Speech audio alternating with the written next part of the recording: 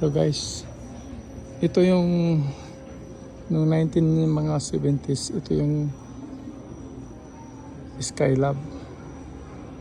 Dati nung maliit pa kami, tinatakot kami sa aming mga, yung matatanda sa amin, na huwag kayong lumabas kasi baka mahulog na yung Skylab sa Pilipinas daw.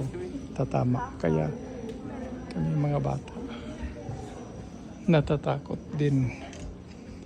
Ganito yung itsura pala sa loob ng Skylab. Yan siya yung tao.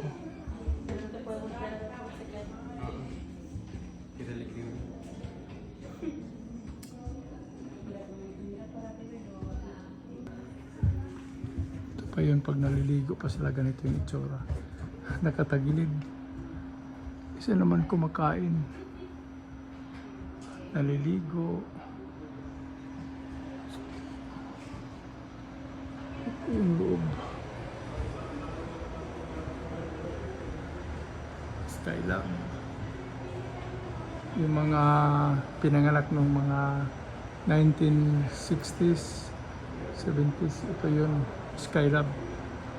Tinatakot kami ng mga nanay namin. Ay, mga lola pala.